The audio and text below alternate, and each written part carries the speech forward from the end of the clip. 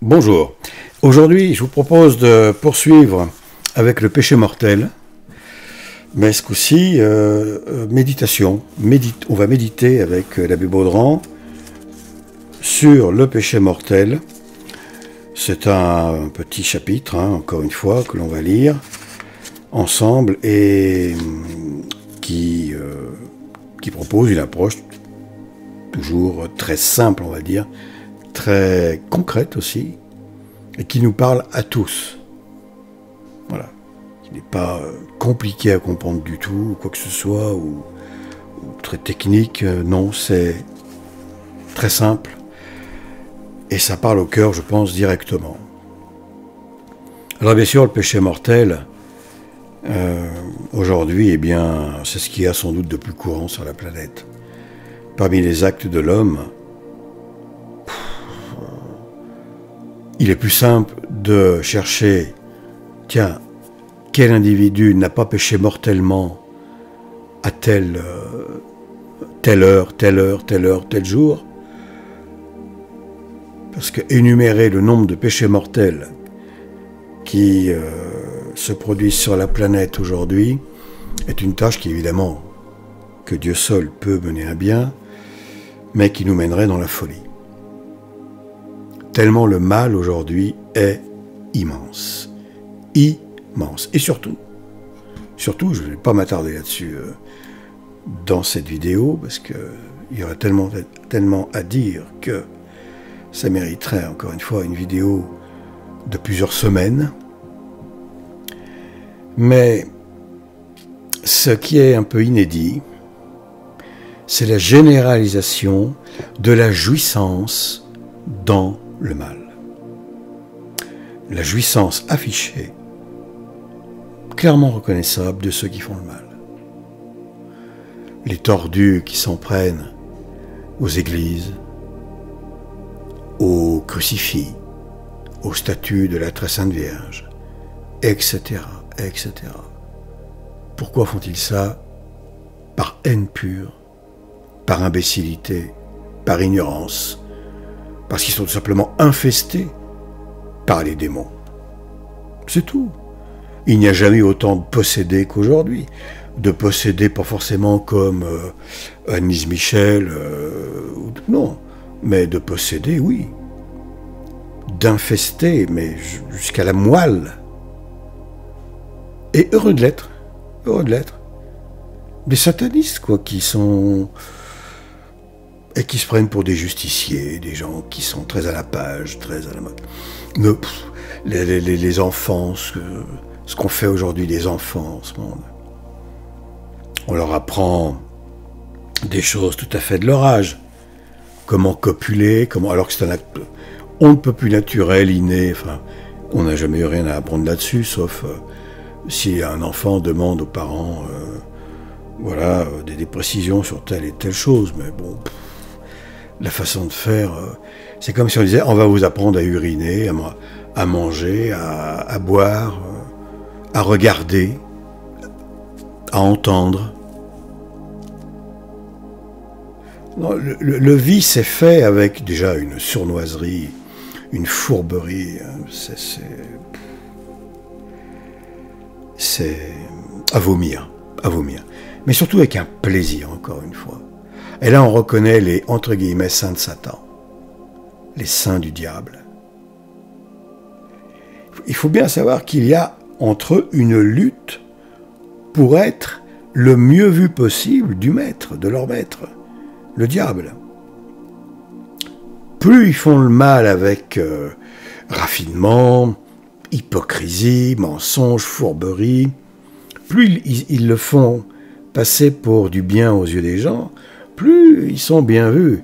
Alors bien sûr, ce n'est qu'une façade pour le démon qui les haït, qui les déteste, qui les méprise, beaucoup plus qu'il ne méprise une âme catholique qui lui résiste, bien entendu, bien entendu. Mais c'est pour les encourager sur la planète, sur la Terre, à continuer leurs œuvres épouvantables et pour avoir après le plaisir, parce que de bonheur, non. La jouissance, on va dire ça comme ça, presque immense, de pouvoir les torturer au plus haut degré pour l'éternité. Les Schwab, les machins, les bidules, les Macron, tout ce que vous voulez, les Gates, les Biden, les Biden, tous ces misérables, il y en a tellement. Les Harari, qui osent vomir sur le Seigneur et l'Église, publiquement. Cet être infâme. Et oui, c'est un misérable infâme, avec sa gueule de damné. Et oui, et oui, et oui. Tous ces gens-là, ce sont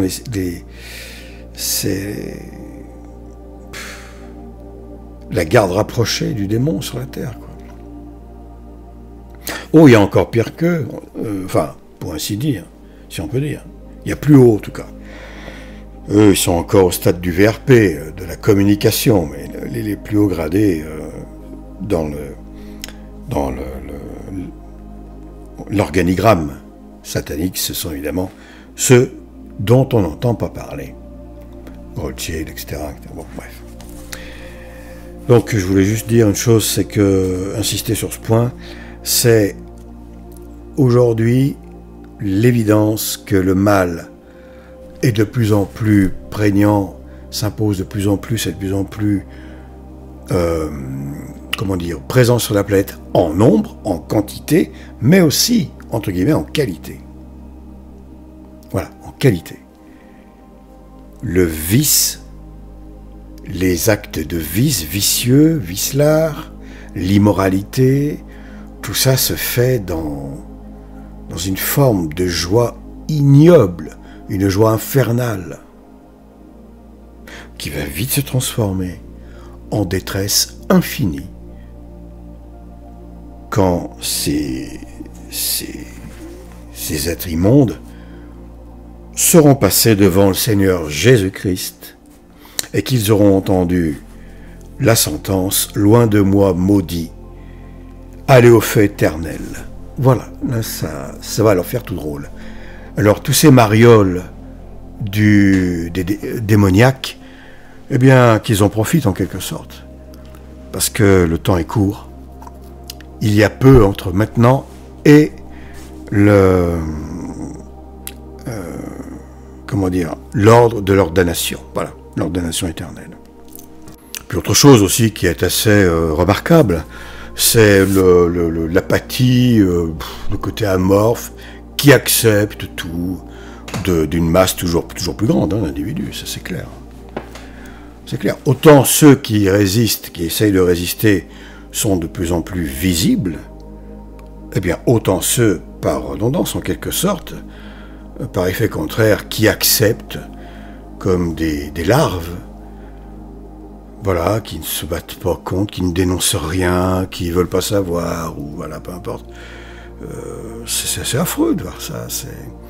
Il y a une généralisation de l'acceptation du mal qui est archi évidente et qui est tout à fait, entre guillemets, normale pour l'époque. Ça ne peut pas se passer autrement. La satanisation du monde est entamée depuis belle lurette, bien entendu, mais elle est exponentielle. Exponentielle.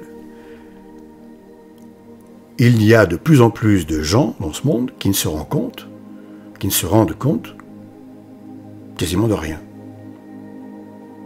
Qui ne se rendent pas compte que le mal est épouvantable, insupportable aujourd'hui. Toutes ces lois débiles, ces doctrines, ces théories débilitantes, etc. etc. Enfin, c'est infernal.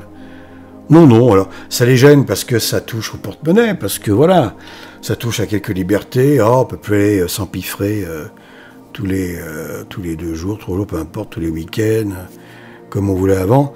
Mais sinon, bon, qu'on éviscère des gosses, qu'on les torture pour leur prendre un liquide vital, etc.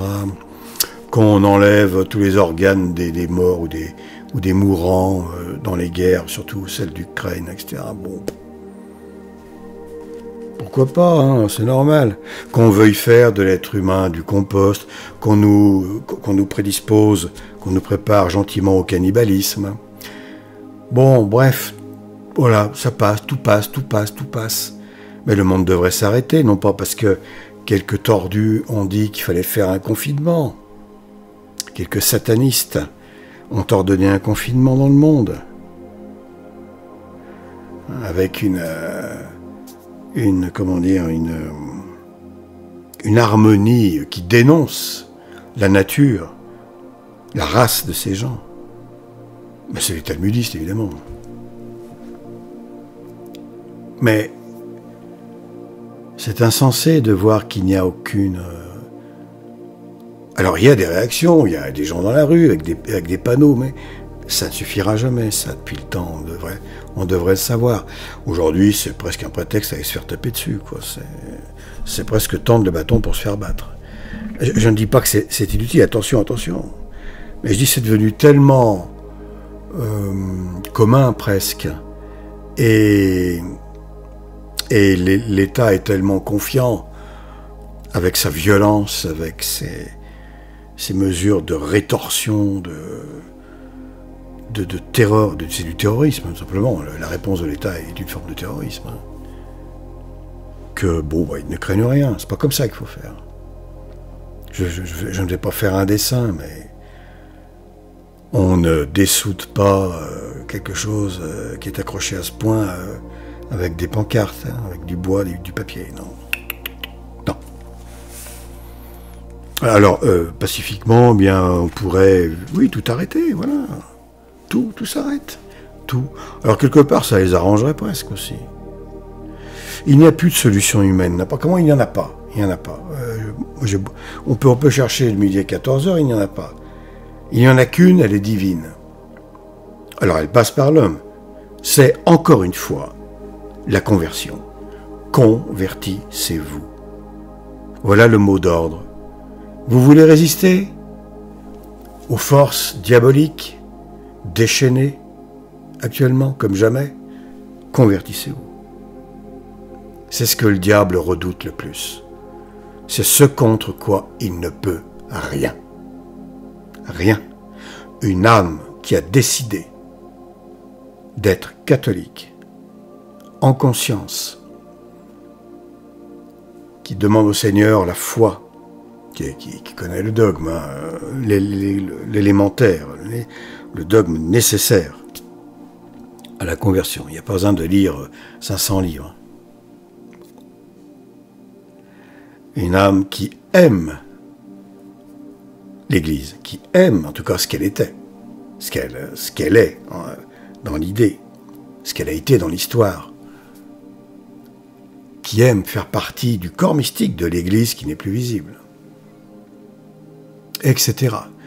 Qui aime la vérité, qui aime la vie, qui aime la justice, la paix, etc., et qui aime par-dessus tout le Seigneur, en qui sont synthétisés à la perfection tout ce qui est bien, beau, etc.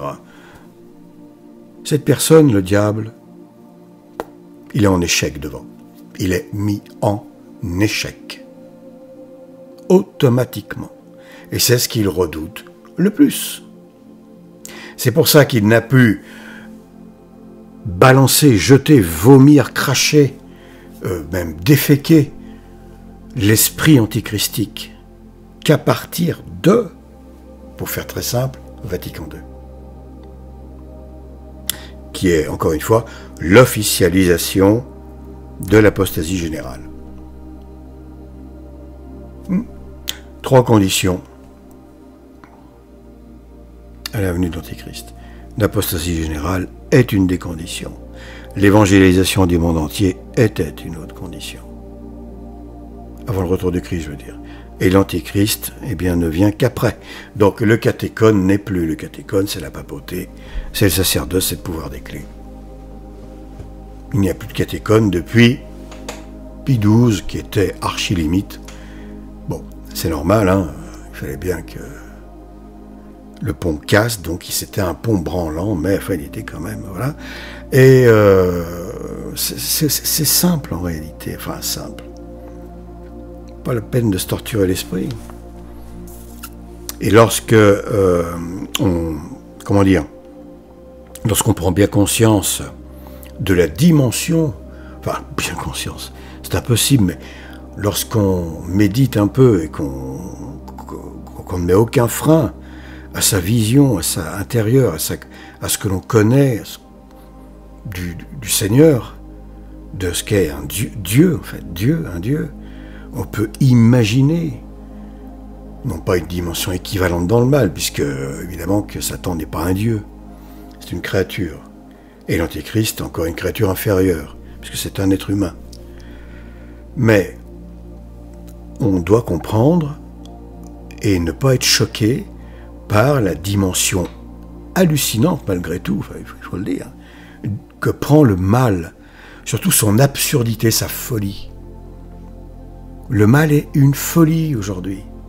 Et il est pratiqué avec une jouissance, parce qu'il n'y a aucun bonheur dans le mal, une jouissance, donc hyper vicieuse, vicelarde évidemment, une jouissance de psychopathe, de tout ce qu'on veut, de sadique, tout ça, une jouissance de plus en plus visible, ostensible. Et c'est voulu. C'est voulu. Les êtres orduriers du monde, les minables, les misérables, qui pratiquent le mal au plus haut degré, aiment à ce que les autres voient qu'ils jouissent de ce qu'ils font. Et ce qu'ils détestent en contrepartie, c'est le bonheur de ceux qui sont de l'autre côté de la barrière, même pas de la barrière, du gouffre infini qui sépare la cité du mal de la cité du bien. C'est le même gouffre infini qui sépare l'enfer du paradis. Et c'est pour ça qu'il y a une haine invincible, éternelle, entre les deux cités. Une haine sainte de ceux qui sont dans la cité du bien pour tous ces êtres, destinés à la déchetterie, et une haine, pleine de violence, de cruauté, de vice, faire mal le plus possible, etc. Du côté, évidemment, des habitants de la cité du mal. Enfin bref. Donc, jamais on peut dire que le monde, aujourd'hui, le monde est un péché, en quelque sorte, qui se balade autour du soleil. Un énorme péché, bien laid, bien dégueulasse, permettez-moi l'expression, et que Dieu ne supporte que parce que ça va dans le sens, évidemment, de son plan pour l'humanité, à savoir que plus cette humanité est dans le péché, qu'elle le sache ou non, et ne rien faire contre le mal, c'est un péché, alors qu'on le peut, alors qu'on le pourrait, ça va de soi. Si on ne le peut pas, évidemment que ce n'est pas un péché. L'indifférence vis-à-vis du mal est évidemment une forme de péché. On ne parle même pas que de ceux qui font le mal. Les pires presque finalement sont ceux qui laissent faire, qui disent que bon, c'est comme ça, c'est les mentalités qui évoluent, c'est l'évolution, n'est-ce pas? L'univers serait passé de l'atome à la bactérie, crapaud, gorille, les abrutis du début qui découvrent le feu, parce qu'il faut bien le dire, on les décrit toujours comme des imbéciles. Les premiers hommes, soi-disant, ça n'a jamais existé évidemment, enfin bref, toujours c'est cette théorie idiote de l'évolution. Pour arriver aux super-héros modernes, c'est extraordinaire. Spider-Man et compagnie, les gardiens de la galaxie, une humanité totalement abrutie, que l'on abrutit dès l'enfance, que l'on dévie de la voie droite dès l'enfance. Faites des cœurs vicieux, vous n'aurez pas de catholiques. Ils ont pris ça, évidemment, au mot. Ils appliquent ça, les gens du mal, dès la maternelle, où on apprend notamment aux enfants quelque chose qu'ils ne peuvent pas comprendre, qui ne rentre pas dans leur tête, qui sont des choses liées au sexe, etc. Ce qui est un scandale dont la fumée monte jusqu'aux narines de Dieu, mais d'une façon que j'ose même pas imaginer. La colère de Dieu doit être telle aujourd'hui que c'est... Ce qui va nous tomber dessus, je vous le dis, c'est quelque chose d'innommable. Ce qui va nous tomber dessus sur l'humanité d'ici très peu, là, crescendo, c'est quelque chose qu'on ne peut pas imaginer maintenant. Ceux qui vont le vivre s'en apercevront. On ne fait pas ça, on ne fait pas ça avec Dieu. Dieu, c'est Dieu. C'est idiot ce que je dis a priori, mais méditons bien sur ce qu'est Dieu. Celui qui compte les atomes, celui sans la volonté duquel aucune mouche, fût-elle verte ou bleue, ne peut battre une seule aile, faire battre une seule aile, ne peut voler ou grignoter les ordures. Celui sans lequel aucun de ces êtres infâmes qui mettent le monde à sac ne pourrait ouvrir la bouche pour proférer une ânerie, un mensonge, un blasphème, ne pourrait projeter encore une idée comment détruire encore le monde. Tiens, on va enlever le carbone. Le carbone, c'est la vie, ben, on va l'enlever en disant que le carbone, c'est mauvais. Et puis on va en profiter pour les taxer encore, les esclaves, etc., etc. Il y a un vice épouvantable là-dedans. Si on énumérait tout le mal qu'il y a sur la Terre, tout le monde, déjà, on ne pourrait pas, mais les grands thèmes, chemtrail, nourriture empoisonnée et tout, oulala, ce serait des... En allant après dans la morale, tout ce qui est... non, mais c'est incroyable. L'injection, évidemment, qui est technique d'infiltration encore, là. Bref. Alors, on va méditer sur le péché mortel avec l'abbé Baudran, d'une façon, on va dire, presque pas simple, parce qu'un péché mortel, c'est quelque chose d'horrible, un seul péché mortel. Théoriquement, quelqu'un qui a une vie bien, voilà, il est juste, il est en état de grâce, 1 heure avant de mourir, il fait un péché mortel, il commet un péché mortel, il meurt, eh bien il est en enfer. Donc le péché mortel, c'est énorme, un seul. Alors imaginez le monde d'aujourd'hui. Et on s'étonne, pourquoi on souffre? Et on ose dire, enfin on ose, les imbéciles, les aveugles, tout ce qu'on veut, les ignorants, osent dire, les haineux, tout ça.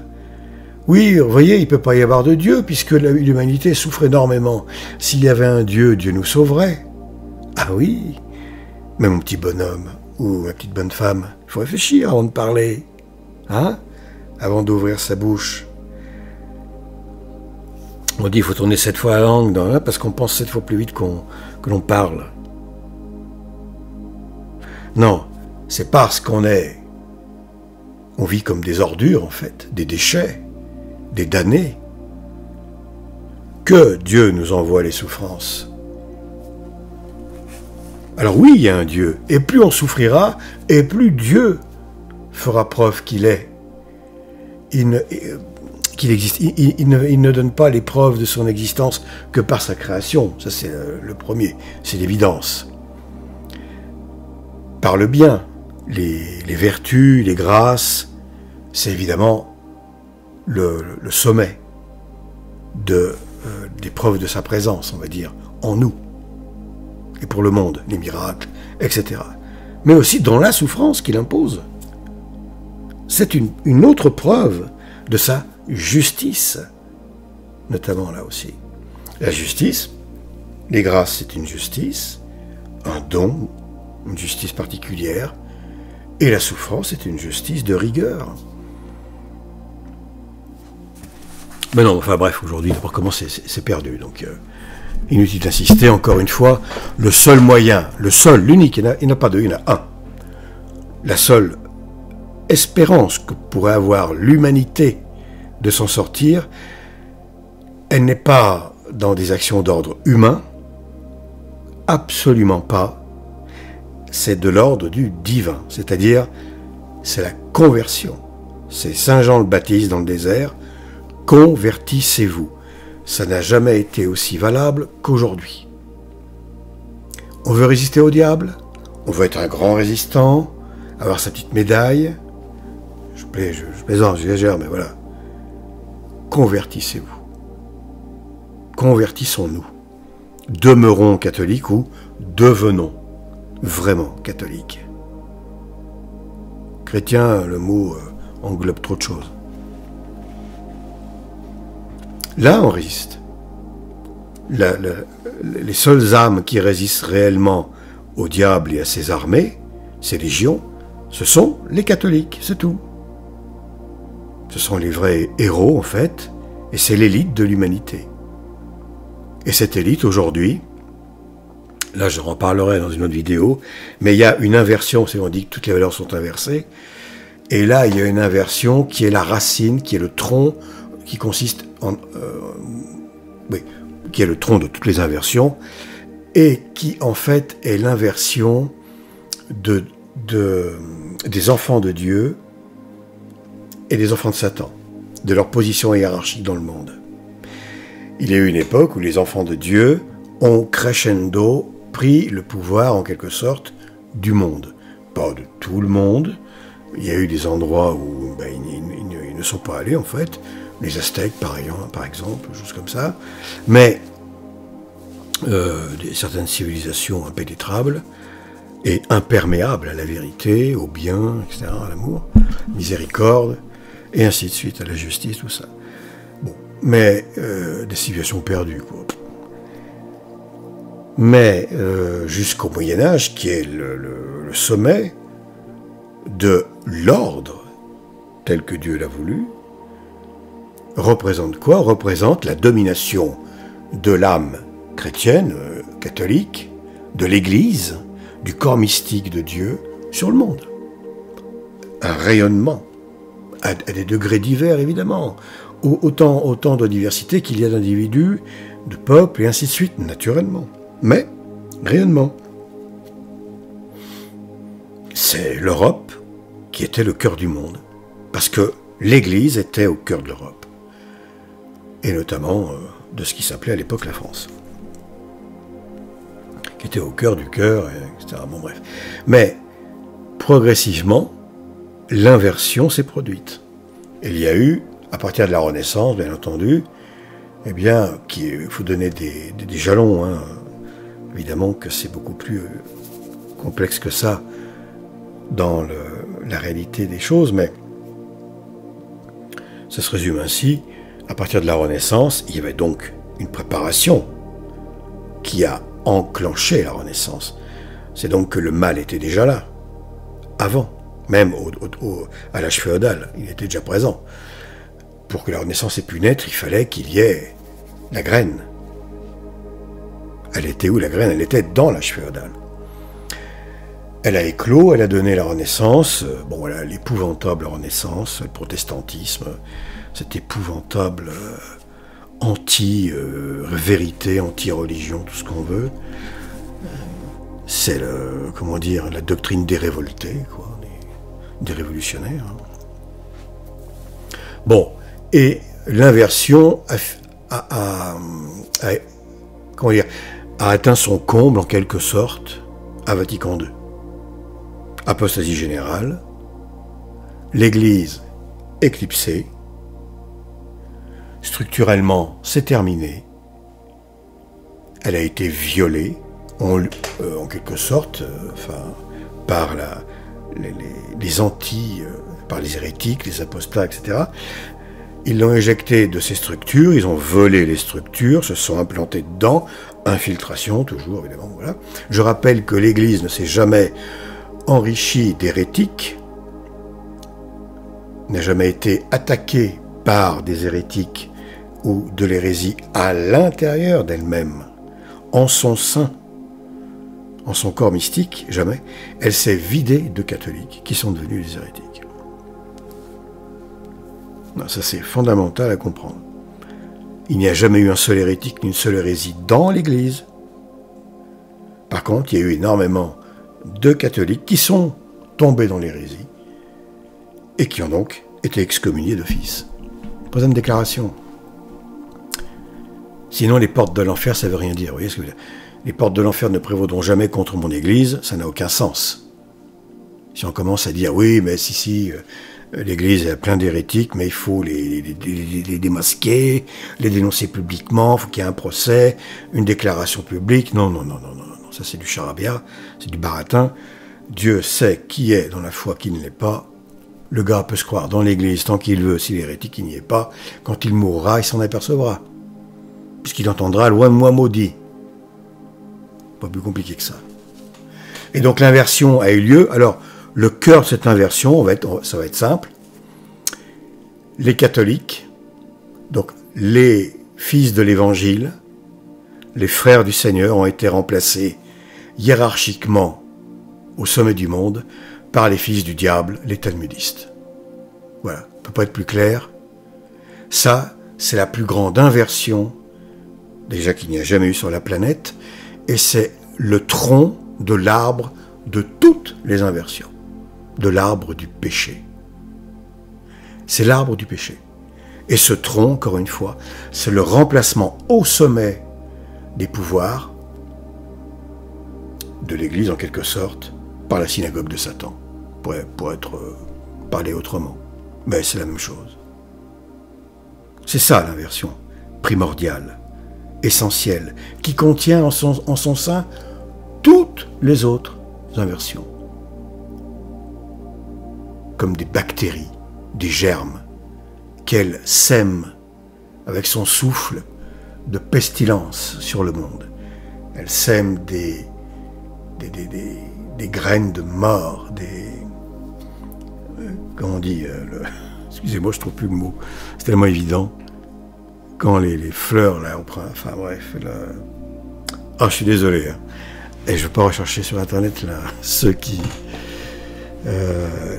quand les plantes répandent leurs semences, quoi, voilà, bon, bref, vous voyez comme quoi, là, ma mémoire, c'est même pas une question de mémoire, c'est déjà il y a un petit trou là que j'arrive pas à trouver le mot. Vous voyez ce que je veux dire. J'y reviendrai si je le trouve. Bon, alors on va commencer la lecture, ceci dit, parce que sinon je vais continuer encore pendant 1 heure et vous allez être fatigué. Je vais vous lasser. Alors, que nous dit l'abbé Baudran? Eh bien, pour concevoir une juste idée du péché mortel, considérons-le sous 4 points de vue différents, ou plutôt sur les 4 grands théâtres des vengeances de Dieu. Je veux dire, l'abbé Baudran dit, je veux dire l'ange rebelle dans le ciel. 1. Le premier homme dans le paradis terrestre. 2. Tant de malheureux dans les enfers. 3. Et surtout, Jésus-Christ sur le calvaire. 4. Car en voyant les peines terribles auxquelles Dieu condamne, ou pour le péché, ou pour la seule apparence du péché, c'est-à-dire le Seigneur, nous comprendrons aisément quelle est l'horreur infinie que Dieu en a, ce que nous avons à craindre si nous venons à le commettre et à y persévérer. On a à craindre les conséquences de l'horreur infinie qu'a Dieu du péché mortel. Mon Dieu, éclairez mon esprit et touchez mon cœur. C'est ici surtout que j'ai besoin du secours de vos grâces, pour apprendre à détester l'unique ennemi que j'ai à craindre en ce monde. Premier théâtre des vengeances de Dieu et première victime du péché, et bien évidemment l'ange rebelle dans le ciel. De quelle frayeur ne suis-je pas saisi à la vue de sa punition? L'ange désobéit à Dieu et à l'instant, il porte la peine de sa désobéissance.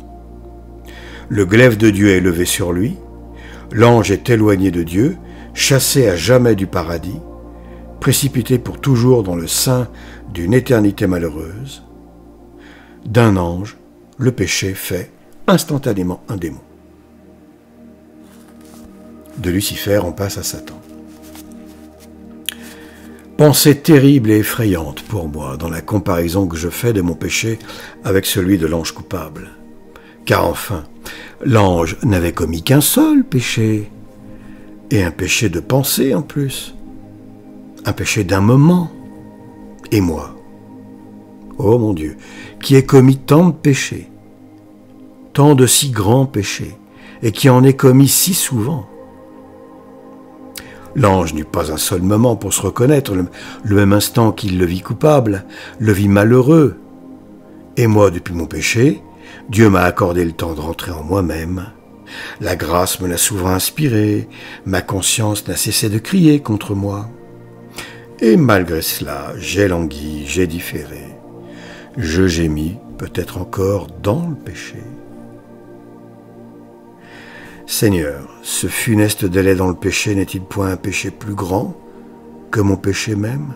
Eh oui, la répétition des péchés ou du même péché, un vice, une obsession, c'est bien plus terrible que le péché en lui-même finalement. La répétition devient un péché plus grand que le péché lui-même. Il y a un abus de la miséricorde de Dieu qui est effrayant, effroyable, de la patience de Dieu, etc. Alors heureusement qu'évidemment Dieu étant parfait, connaît parfaitement tout de nous, la justification de tout ce que l'on fait, la nature évidemment de tout ce que l'on fait.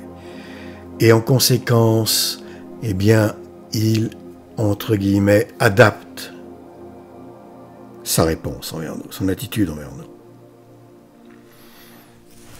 Mais heureusement qu'on a affaire à un Dieu parfait.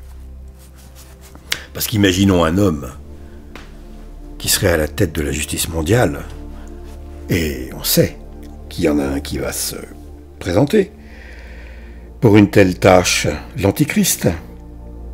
Alors là, la patience, vous voyez ce que je veux dire.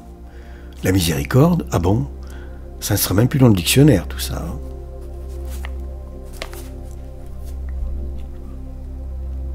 Alors, il semble, mon Dieu, qu'il devait bien vous en coûter de perdre une créature aussi parfaite que l'ange au moment où elle sortait de vos mains. Que si malgré cela vous avez sacrifié à votre colère l'ange rebelle, eh bien quelle vengeance ne ferez-vous pas éclater contre l'homme pécheur?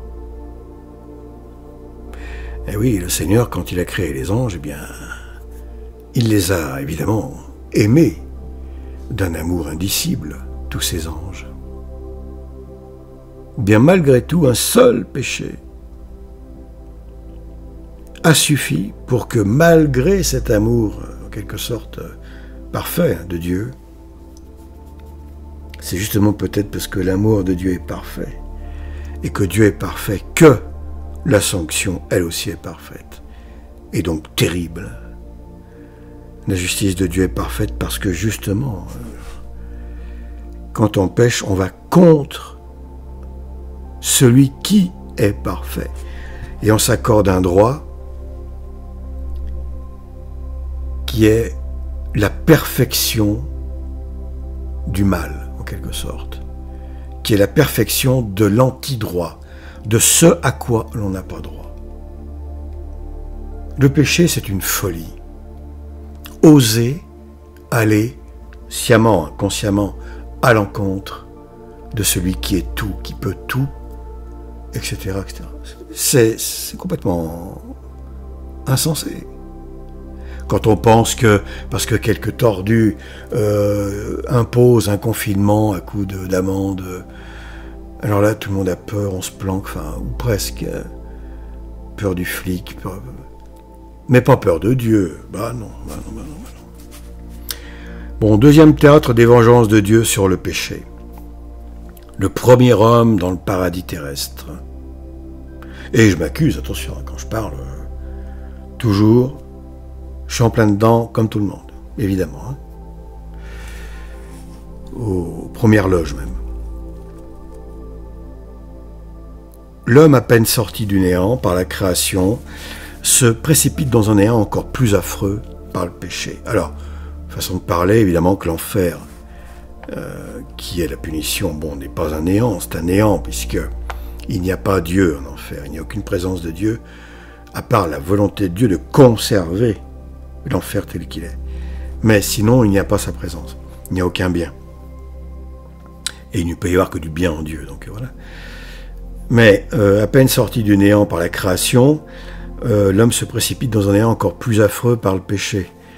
Oui, c'est-à-dire que le péché, c'est évidemment le néant, puisque c'est ce qui va à l'encontre de celui qui est tout, bon ben, on ne peut pas aller contre tout. Donc si je fais quelque chose qui est en dehors du tout, c'est que je fais quelque chose qui est dans le néant. Or, la définition du néant, c'est l'impossibilité.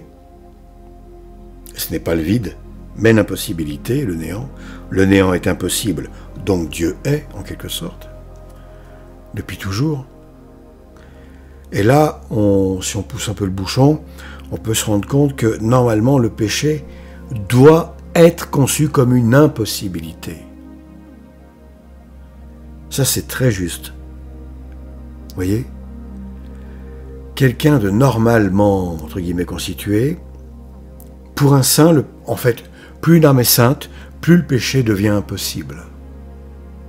C'est pour ça que souvent, on a des gens comme le saint curé d'Ars, d'autres saints qui ont tous dit « Seigneur, faites-moi mourir, faites-moi souffrir 1000 martyrs plutôt que de me permettre de faire un seul péché contre vous. » Parce qu'ils ont atteint un niveau de conscience tel de ce qu'est Dieu et, conséquemment, de ce que signifie lui désobéir, le contrarier, se prendre pour Dieu, en fait, à sa place. C'est ça, le péché. Non, non, c'est moi, mon Dieu, c'est mon amour-propre, Dieu. Voilà. Vous, le grand Dieu, je ne tiens pas compte de ce que vous voulez. Hein. Ce que je veux, c'est satisfaire mon amour-propre. Eh bien, ils ont conscience de cette folie à un tel point que pour eux, le péché devient impossible. Et théoriquement, le péché est une impossibilité. On ne peut pas faire ou inventer quelque chose qui échappe au tout, à celui qui est tout. C'est donc le néant. Mais Dieu, parce qu'il est Dieu, et je ne comprends pas comment ça marche évidemment, ça me dépasse infiniment, tolère dans sa création le péché. Comment fait-il? Comment est-ce possible? Eh bien, on ne peut que le constater parce qu'on vit dedans, parce qu'on est capable de le faire. Voilà. C'est un prodige. C'est un miracle, je ne sais pas comment dire, ça dépasse même le miracle, que Dieu permette ça. Mais c'est aussi merveilleux quelque part, parce que, non pas le péché en lui-même, mais parce que ça permet au Seigneur d'avoir dans sa maison après, au paradis, pour l'éternité, dans son royaume, des âmes volontaires, et non pas des robots, des esclaves, etc., etc. Bref. C'est le fameux thème du libre arbitre. L'homme, à peine, voilà, bientôt son crime est suivi de sa condamnation et de son malheur, reprend l'abbé. Chassé du paradis, dépouillé de tous ses avantages, condamné à une pénitence de 900 ans, enfin aux horreurs de la mort, ce n'est encore rien. Donc, conséquence du péché originel, hein, pénitence pour les 900 ans avec leur première descendance, et puis la mort, qui ne devait pas faire partie au départ, eh bien, de la vie. Adam, par son péché, et Ève, naturellement, avant, allume la colère de Dieu contre lui. Mais ce n'est pas contre lui seul qu'elle éclate. Toute sa postérité est enveloppée dans le même arrêt et frappée du même anathème. Dans le même jugement, quoi. Et frappée du même anathème. Jusqu'au dernier homme qui mourra bientôt sur cette planète. Ce sera peut-être une femme, j'en sais rien. Ici, ô mon âme, formons-nous une image de tous les malheurs dont le genre humain est accablé. Et réunissons en esprit toutes les calamités qui ont inondé l'univers. La faim, la soif, les infirmités, les maladies, les chagrins, les guerres, les pestes, les famines, et puis les guerres intestines, dans les familles, partout, tout. Tous les fléaux de Dieu, on rajoute en plus, et disons-nous, eh bien voilà les effets du péché, et les funestes rejetons de cette tige maudite. Sans le péché, il n'y aurait jamais eu de malheur sur la terre, ni pour l'homme, ni pour les animaux, ni pour un arbre, ou une rose. les pauvres animaux. Ils le sentent que l'homme est devenu une espèce de diable à deux pattes. Ils le sentent. Les comportements tout à fait étranges des animaux qui font comme les cow-boys, là, qui se mettent en cercle, comme pour se protéger d'un péril. Bien sûr que les animaux ont beaucoup plus conscience de quelque chose que ce que l'on croit communément. Et je ne supporte pas qu'on dise que les animaux sont bêtes. Ils ont tout simplement une forme d'intelligence qui n'est pas comme la nôtre, qui est bien en dessous, car alors les anges pourraient se permettre de dire que l'homme est bête. Or, nous ne sommes pas bêtes. Voilà. Ils n'ont pas la raison, les animaux, notamment. Mais ils ont une intelligence adaptée à leurs conditions, à leur nature. Une forme d'intelligence animale. Qu'on arrête de dire que les animaux n'ont pas d'intelligence. C'est absurde. Et parce qu'encore une fois, les anges pourraient dire à ce moment-là, comme on est complètement abrutis comparé à eux, hein, ça c'est clair. Hein. Oh, mais qu'est-ce qu'ils sont bêtes, ces pauvres humains, ils sont bêtes, ils n'ont aucune intelligence. Bon, bah non, c'était pas vrai. L'homme a une forme d'intelligence, qui n'est pas celle des anges, qui est inférieure. Allons plus loin. Descendons en esprit dans le sein des tombeaux. Représentons-nous les cadavres de tous ceux qui y ont été ensevelis, ce tas affreux d'ossements, les cendres, la poussière, où ils ont été réduits, les vers dont ils ont été dévorés, et dans notre frayeur, disons-nous encore, eh bien voilà les effets du péché. Sans lui, il n'y aurait jamais eu ni ossements, ni cadavres. En Ukraine, pourquoi l'Ukraine ? On prend plein la figure pour prendre une expression triviale. Mais déjà ce n'est pas un pays, hein, c'est une chose avec des frontières artificielles, on va dire ça comme ça, mais il y a un niveau de mal de corruption là-bas qui fait que ces gens, que ce peuple doit, s'il paye comme ça comment dire, s'il y a autant de souffrance dans ce pays depuis 1 an et quelques, c'est bien qu'il y ait une raison. C'est qu'il y avait un niveau de mal là-dedans assez incroyable. On dit d'ailleurs que dans certains endroits, c'est un trou noir civilisationnel. Hein. Bon, je ne suis pas en train de dire, attention, qu'on ne fasse pas dire ce que je n'ai pas dit, qu'on comprenne bien ce que je veux dire. Mais on va tous, d'abord comment, ça c'est comme un cancer, hein, ça va... Tout le monde, tous les pays vont avoir leur salaire, hein. Ça c'est clair.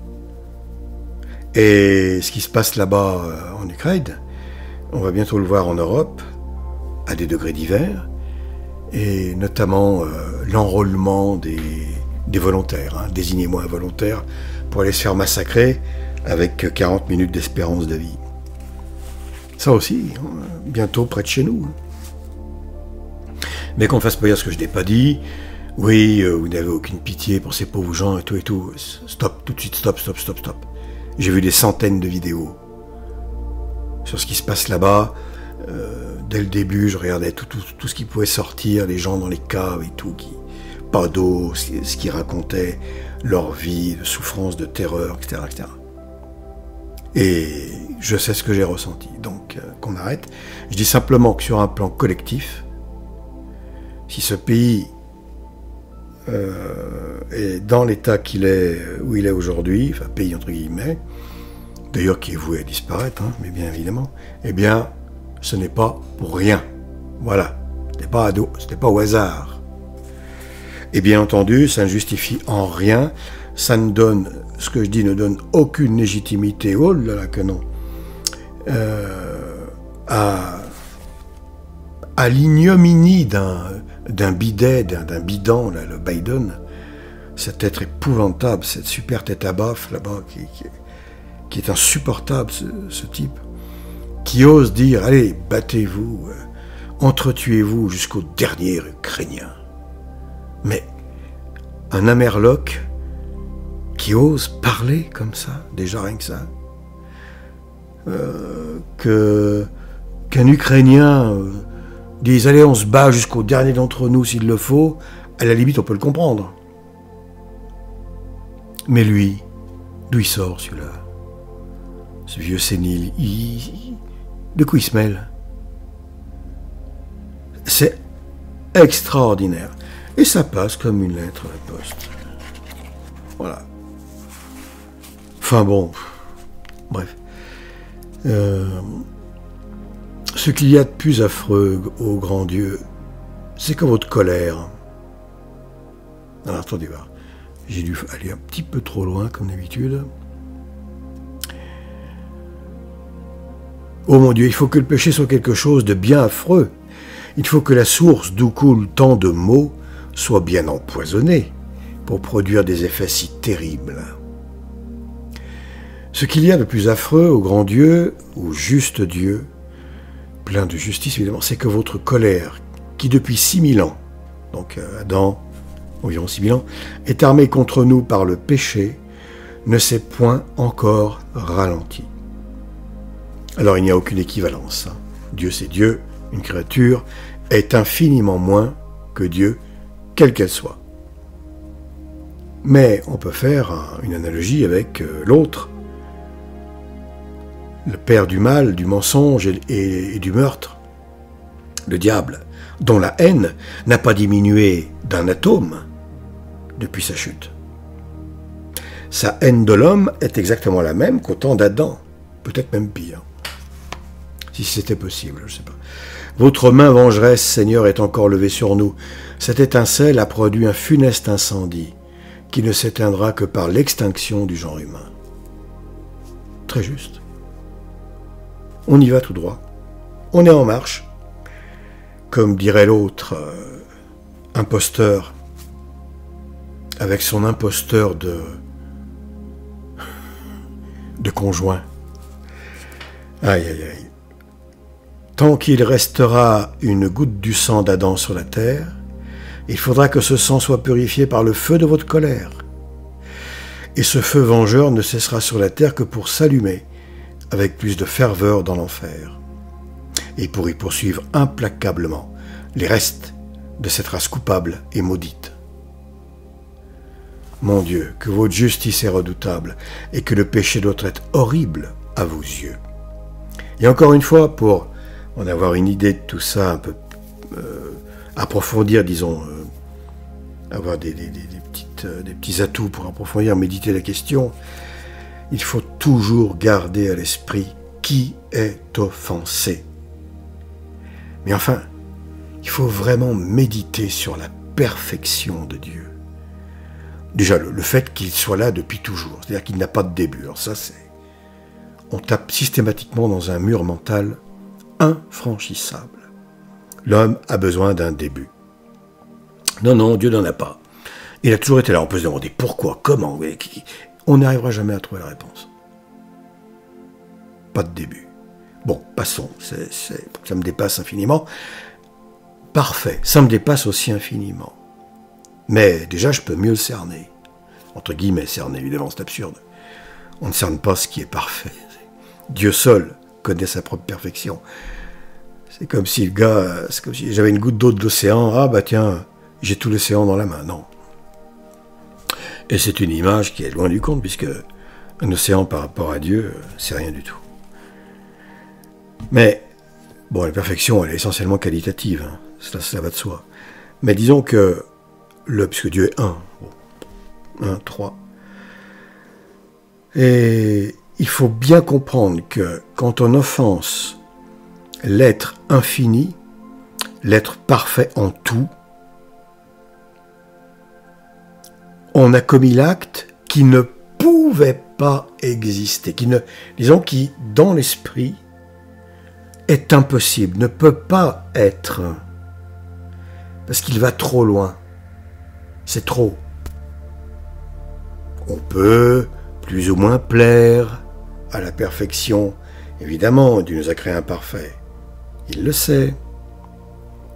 Mais carrément aller contre lui, se mettre à sa place, en décidant « je veux faire ce que mon amour-propre commande », et ce que mon amour-propre commande, pour le coup, va à l'encontre de ce que vous, vrai Dieu, vous commandez, ça, c'est le truc qu'il faut jamais faire. Alors on l'a tous fait. Mais il faut tout faire pour arrêter. Tout. Alors c'est une vision, on va dire, assez métaphysique, enfin, intellectuelle des choses. On peut y aller différemment. On peut se mettre à genoux et monter au Golgotha. Et arriver au pied de la croix, là, on y va avec le cœur. Bon. Un autre moyen. Mais les deux sont bons parce que il faut impérativement méditer, oraisonner, faire l'oraison, sur cette perfection divine, cette majesté infinie. Mais vous vous rendez compte à qui on a affaire, quoi. C'est extraordinaire. Pensez que tout ce qui vit dans l'univers, on ne parle même pas des anges, on ne les voit pas, mais tout ce que l'on peut seulement voir, enfin imaginer, à savoir les choses, entre guillemets, matérielles, tous les animaux, les insectes, les plantes, toutes les étoiles, les explosions qu'il y a dedans, tous les minéraux, tous les êtres humains. Dieu conserve tout ça en permanence. Et tout est archivé pour toujours. Puisque lorsqu'on meurt, il y a notre vie qui est étalée de A à Z dans ses moindres détails. Mais vous vous rendez compte à qui on a affaire? Le nombre d'êtres humains qu'il y a eu depuis Adam et Ève. Les milliards et les milliards et les milliards d'anges qui ont été créés, puisque nous avons tous au moins un ange gardien. La Vierge en avait beaucoup, évidemment. Mais quand on regarde un insecte, plutôt que d'avoir envie de l'écrabouiller et de le manger, ça c'est absolument répugnant, évidemment, c'est mortel. Mais un insecte ou une toute petite créature, peu importe, un oiseau, c'est merveilleux les oiseaux. Bon, Dieu a voulu qu'il chante, alors il chante, disait le curé d'Ars en pleurant, le saint curé d'Ars en pleurant. Quand on perçoit les choses comme ça, quand on va au-delà des plumes, et qu'on voit cette bonté de Dieu derrière chaque chose créée, c'est le cœur. Mais là, pareil, la majesté infinie de ce Dieu, c'est-à-dire parfaite, de ce créateur, de ce Dieu, elle explose dans l'âme. C'est un feu d'artifice, ça provoque une admiration qui souffre, parce qu'elle n'admire pas assez, et un amour qui souffre parce qu'il n'aime pas assez. Et c'est le début de l'amour, et c'est le début de l'admiration, etc. Mais aujourd'hui, Dieu, s'il est, disons de façon horriblement vulgaire, commune, mesquine. Alors, soit on n'y pense pas du tout, bon, ça c'est merveilleux. C'est comme l'enfant qui croise son père pendant 1 an chez lui, qui ne l'a jamais regardé, qui ne dit pas bonjour, rien, pas salué, pas merci, pas au revoir. Voilà, c'est comme une famille où des gosses vivraient sans se soucier aucunement de la présence parentale. Merveilleux. Que feraient les parents? Eh bien, ils prennent la clé, clac, clac, toutes les portes sont fermées, un petit mot, tu es maudit, ciao, va faire ta vie ailleurs. Dieu nous met un petit mot, t'es maudit, la déchetterie, elle t'attend. Bon, l'analogie vaut ce qu'elle vaut, mais voilà. On peut même parler de comparaison ici, presque, puisque quand même, on est beaucoup plus proche. Il y a une proximité évidente entre Dieu et l'homme. Enfin bon, c'est extraordinaire. Alors tout va bien, on ne pense pas au Seigneur, à rien. On a un père, par exemple, dans une famille qui sait qui pour sauver la famille, il y avait des racailles qui venaient agresser tout le monde, là, les enfants et la femme. Le père s'est battu, il a dû être amputé des 2 jambes, d'un bras, il lui manque un œil, enfin bon, je fais un peu film, mais bon, peu importe. Il souffre de traumatisme, etc. Et puis personne ne le remercie. On fait comme si tout était comme avant. Hein. Voilà, c'est ce qu'on fait avec le Seigneur dans ce monde. Et puis même, ça va beaucoup plus loin. Il a fait tout ça pour nous, mais on le déteste. Ce Père qui a donné sa vie, en quelque sorte, pour nous.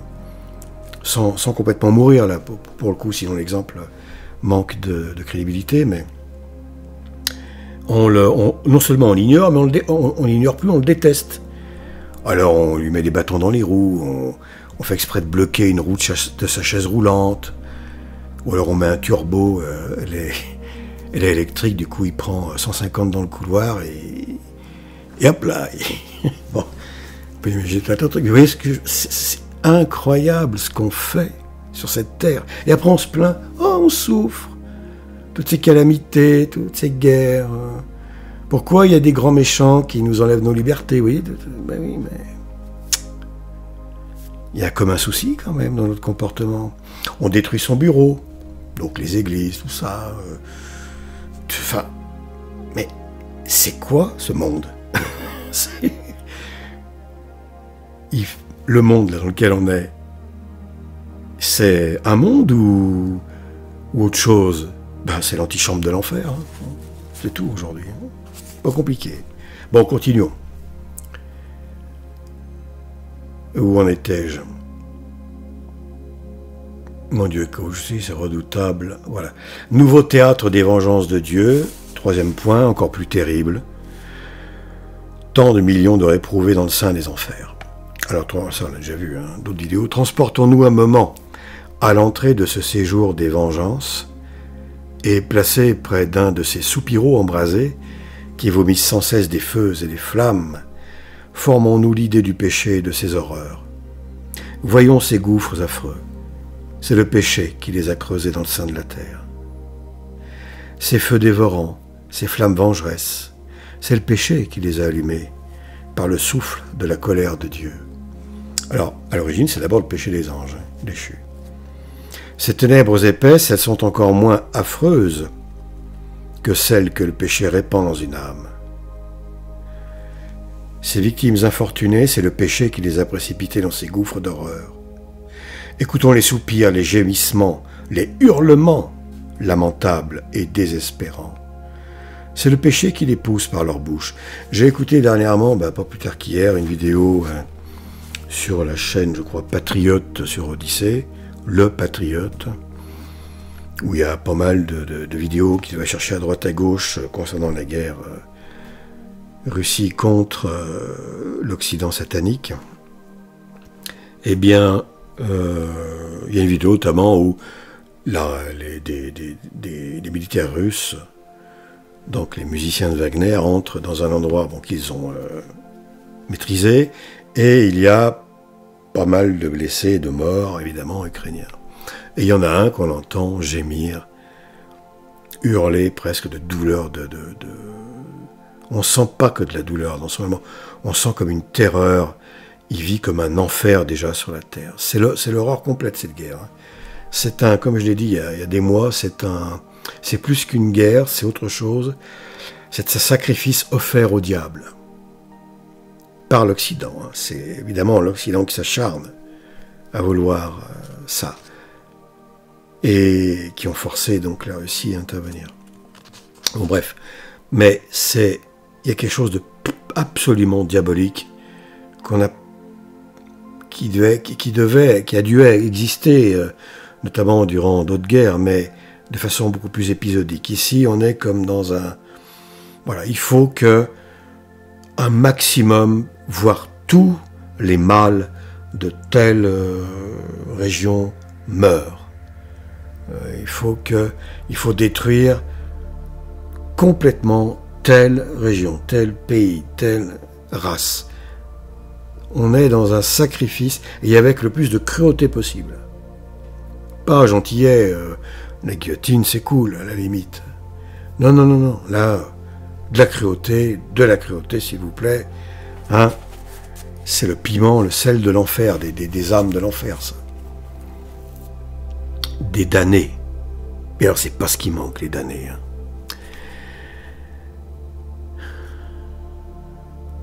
Écoutons les soupirs, les gémissons, voilà. Alors, je dis ça parce que imaginez ce qu'on entend en enfer. Bon, ben, je crois qu'on pourrait non seulement mourir sur place, d'entendre, rien que d'entendre, réellement, les hurlements et les cris, je sais pas quoi, les râles des démons, enfin, je sais pas comment ça se passe. Mais en tout cas, il y a de quoi faire des cauchemars pour le reste de sa vie, hein. Donc, les hurlements lamentables et désespérants, et on peut rajouter désespérés, c'est le péché qui les pousse par leur bouche. C'est le fruit du péché. Allons donc en esprit dans ces abîmes épuiser l'horreur du péché. Considérons-les à travers ces sombres lueurs, ces épaisses ténèbres. Quelque sombres qu'elles soient, elles se changeront pour nous en autant de vives lumières, pour nous faire connaître et détester le péché. Et ses conséquences, toujours pareilles. Ce spectacle est tellement abominable qu'on prend conscience que le péché est à ce point abominable, et à ce moment-là, on prend conscience qu'il faut absolument arrêter, que c'est pas un jeu, que c'est pas une blague. Il faut arrêter de pécher. Et quand on ne peut pas par soi-même, il faut le demander. Et je vous affirme, et vous le savez bien sûr, que lorsqu'on demande sincèrement, mais en le voulant vraiment, attention, si on fait la demande d'une aide de Dieu, de grâce de Dieu pour arrêter un péché, un vice, alcool, sexe, tout ce qu'on veut, ou meurtre, et comment dire, ou une obsession, donc on demande la grâce de Dieu parce que tout seul on n'y arrive pas. Si, quand on demande la grâce dans une prière évidemment très simple, la prière, il faut utiliser les mots les plus simples. On parle à Dieu, comme un enfant en détresse, c'est tout. Il n'y a pas de salam alek. Pas besoin de mettre 40 bougies, de l'encens et tout le tralala, non. Eh bien, si on ne le pense pas vraiment, si on ne le veut pas vraiment, c'est-à-dire si on ne veut pas vraiment arrêter, si on n'en a pas assez, si on n'a pas assez ras-le-bol, en fait, d'être dans cet état épouvantable qui offense notre Créateur, qui nous damne, qui nous promet la damnation, si on ne s'arrête pas, si on ne veut pas vraiment arrêter ce truc-là, si on ne ressent pas comme un dégoût, même un début de dégoût, parce que aimer dans le vice, on aime le péché. C'est ça qui est terrible. On aime ce qu'on fait de mal. Et pour s'en sortir, c'est très compliqué. Ça demande du temps, beaucoup de temps généralement. Et sans l'aide de Dieu, ce n'est pas possible. Mais si on ressent tout ça, on est aidé et on s'en sort. Mais il faut s'accrocher tout le temps, il ne faut pas céder. Et il ne faut pas céder une miette. Il faut toujours se rappeler le coup de la goutte d'eau qui s'infiltre. Si on cède, même sans pécher vraiment, mais même par une gestuelle, un début de... Enfin, je peux faire un dessin, voilà. Eh bien, on a permis à quelques gouttes d'eau de s'infiltrer dans le barrage. C'est une question de volonté, de foi, de confiance dans le Seigneur. Et lorsqu'on sent qu'on va craquer ou que ça commence à faillir, là tout de suite, Seigneur, par pitié, ne me laissez pas, ne m'abandonnez pas.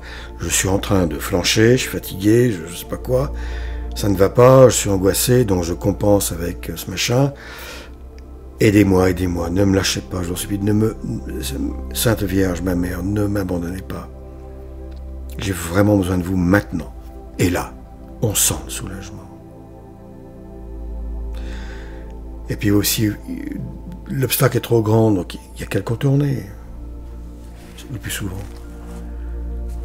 Généralement, quand on veut vaincre un vice ou une obsession, on s'acharne à intellectualiser la chose, sans la pratiquer naturellement. La pratiquer, bon, c'est foutu. Mais on intellectualise. Et là, le gros problème, c'est quand on intellectualise quelque chose qu'on aime. On sait que c'est mauvais, que c'est un péché, que c'est horrible, mais on l'aime. Alors on s'en sort plus, on tourne en rond. On se tape la tête dans un mur sans arrêt, et c'est pas le mur qui casse, c'est la tête en premier. Si on ne se tourne pas vers Dieu immédiatement, en disant voilà, aidez-moi, je ne trouve pas la solution, c'est très dangereux. Parce qu'on va à la mort, et à la mort éternelle. Il faut demander. Le Seigneur n'attend que ça. Il n'attend que ça. Mais cette demande doit être pure, sincère. Il doit sentir qu'on en a, pour parler clairement, ras la frange. Bien, alors, du péché. On continue. Allons donc en esprit dans ces abîmes, épuiser l'horreur du péché. Comme je l'ai déjà lu, ça. Bref. Elles se changeront en temps de lumière. Sous cette affreuse image, pourrait-il ne pas exciter toute la haine et l'exécration de nos cœurs? Ben voilà, puisqu'il mérite toutes les malédictions et les anathèmes de Dieu, du Dieu des vengeances. Oui, normalement, enfin, pour sortir d'un vice et d'une obsession, c'est notre paire de manches que pour se sortir d'un péché occasionnel. Hein. Attention. Que pour regretter, je veux dire, faire pénitence. Donc, confesser, regretter vraiment, pénitence.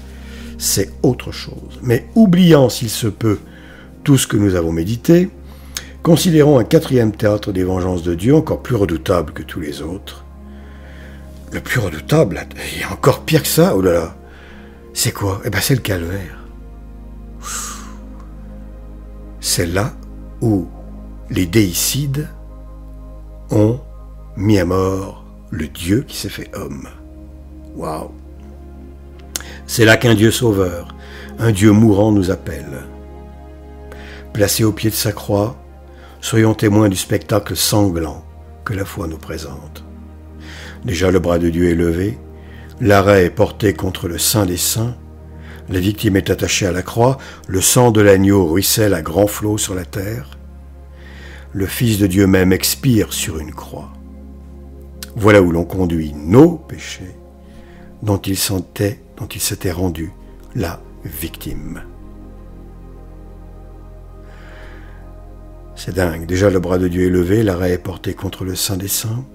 La victime est attachée à la croix, le sang de l'agneau, tout pur, tout innocent, ruisselle pour nous, comme de grandes rivières sur la terre qui vont irriguer, en fait, ce sang.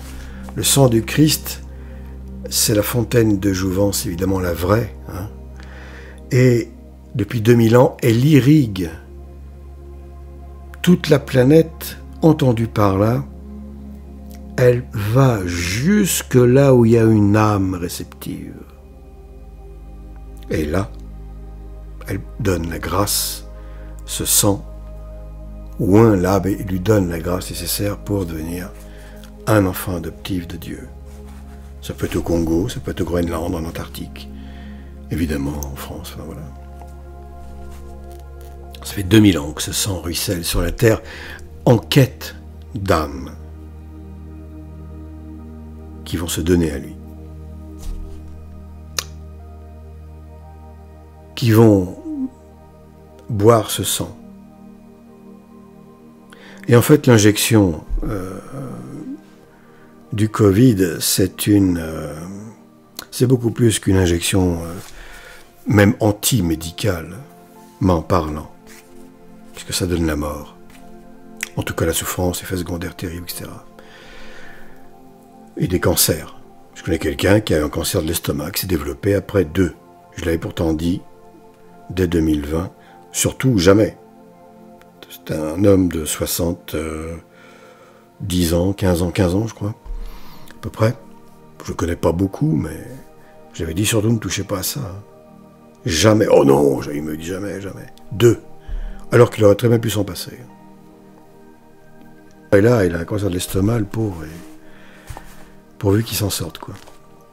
Enfin, sur les deux plans, physique et spirituel, j'entends.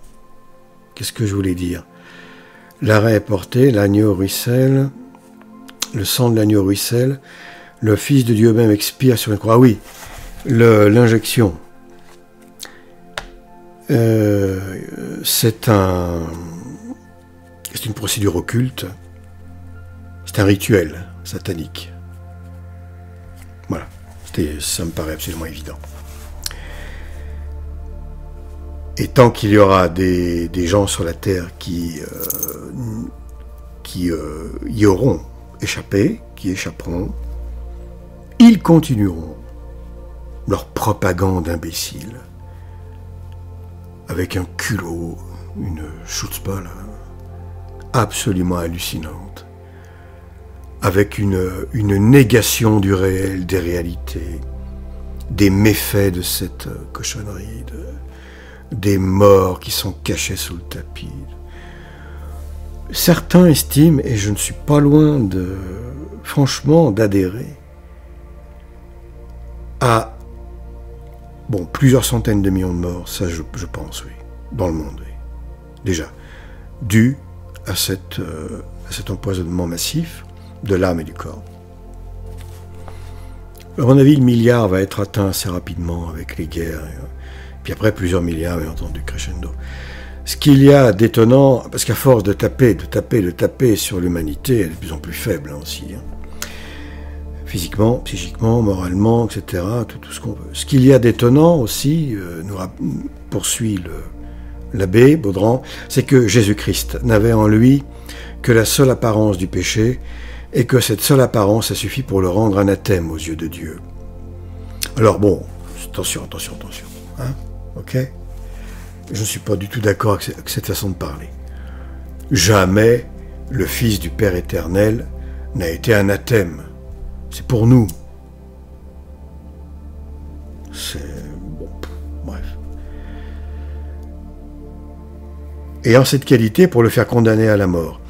Et ce qu'il y a de plus dedans encore, c'est qu'il ne fallait rien moins que la mort et les mérites d'un Dieu pour expier le péché. Alors, bon, je suis d'accord avec cette deuxième chose, évidemment, mais la première, non, pas du tout. Voilà. Je ne suis absolument pas d'accord avec le fait que Jésus-Christ a été rendu anathème aux yeux du Père éternel. Non. Si le Seigneur a été la souffrance incarnée durant la Passion, la souffrance maximale possible pour un être humain, disons,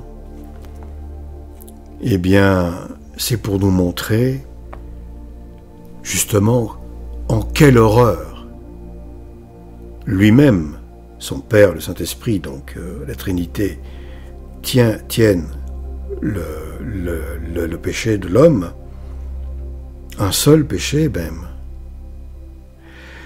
et pour nous montrer quel est l'amour en contrepartie, pour nous montrer en fait l'amour infini de Dieu sur la croix.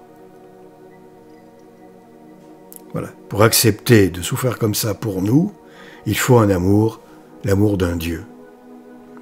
Seul un Dieu incarné, donc Jésus-Christ en l'occurrence, aurait pu, etc., vivre une telle souffrance durant sa passion. Par amour d'abord pour son Père éternel, premièrement, d'abord pour le Père éternel, je veux dire, et ensuite pour nous. Charité. D'abord pour le Père, et ensuite pour nous. Pour la créature. Comme nous, on doit aimer d'abord Dieu, et ensuite nous et les créatures. Et alors là, si on parle de la Passion, très rapidement, d'une façon assez simple, enfin très simple même, au jardin des Oliviers. Bon, on sait que les pauvres apôtres se sont endormis, complètement éreintés, et puis leur abasourdis sans doute par ce que le Seigneur leur avait annoncé, par le côté impensable presque de voir leur maître, enfin le maître, le Messie, le Fils de Dieu se faire arrêter, tuer, c'est bon. Fatigue physique, fatigue psychique, etc. Bien entendu qu'on n'a pas apporté un seul jugement sur eux. Mais si on se projette en pleine forme, entre guillemets, nous-mêmes au Jardin des Oliviers, comment ne pas être hyper attendri, enfin je ne trouve pas les mots, par ce Messie déjà, par sa splendeur évidemment, mais par ce Messie qui est venu pour soi-même, d'abord pour moi. Il faut d'abord prendre conscience que c'est pour moi. Parce que le Seigneur aurait vécu la même passion, la même, exactement la même, pour une seule âme à sauver. Il n'est pas question de quantité ici. Bien sûr qu'il a pris sur lui, et il a dû prendre conscience, je pense, de tous les péchés des hommes, depuis le premier, Ève, jusqu'au dernier. Ce qui prouve bien la prédestination des élus, mais bon, peu importe. Mais tous les péchés, je pense qu'il les a eus en conscience, on les lui a présentés. Alors bien sûr que c'est la part divine de Dieu, là. Enfin, il y a un côté miraculeux, naturellement, parce que dans tout ça. Mais ce manteau, je le compare toujours à un manteau de fumier, de lisier, de cloaque, dont il s'est revêtu, parce que lui-même est toujours pur, évidemment, hein, infiniment pur. Tous ces péchés, il en a eu, je pense, conscience au jardin. Déjà, quelle admiration devant comment c'est possible. On en mourrait au milliardième de ce qu'il a pu supporter. L'homme le plus costaud, on mourrait, oui, incroyable, bien avant qu'on l'ait chargé à bloc. C'est insensé de voir ça. C'est complètement... Alors, dans ce jardin, comment ne pas prier pour lui? Comment ne pas faire attention à ce qu'il fait, à ses larmes, au sang qui coule de tout son corps? Quel spectacle! Imaginez, on est là-bas, on le voit, on est en direct, on est avec lui, là, sous la roche, dans cette grotte, et on le voit suer du sang. Il met les mains à terre, il n'en peut plus, il est à bout, il est presque en rupture. Seigneur, est-ce que cette coupe peut passer loin de moi? Mon Père, non, que votre volonté soit faite. Ça aussi, c'est pour nous apprendre que quand on pense qu'on va craquer, non, surtout pas. La corde, elle est toujours là. On prend la corde qui est en face de nous. Elle tombe du ciel, elle vient d'une brume, on ne voit pas. La même brume que celle dans laquelle le Seigneur a pénétré lors de son ascension. Cette corde, cette main de Dieu tendue, elle est toujours là. Le désespoir ne doit jamais exister. Déjà, c'est... Bon, bref. Et alors, comment ne pas être... en admiration, évidemment. Comment ne pas vouloir le prendre dans nos bras, le soutenir, l'éponger, enfin, lui dire, qu'est-ce que je peux faire, Seigneur, pour vous aider? Qu'est-ce que je peux faire? Dites-moi, c'est horrible de vous voir dans cet état. C'est insupportable. Eh bien, ne pêche pas. Voilà la réponse. Obéis-moi. Et là, tu me prouveras que tu m'aimes. Ne pêche pas. Vis sans péché, en dehors du péché. En tout cas, fais tout pour l'éviter.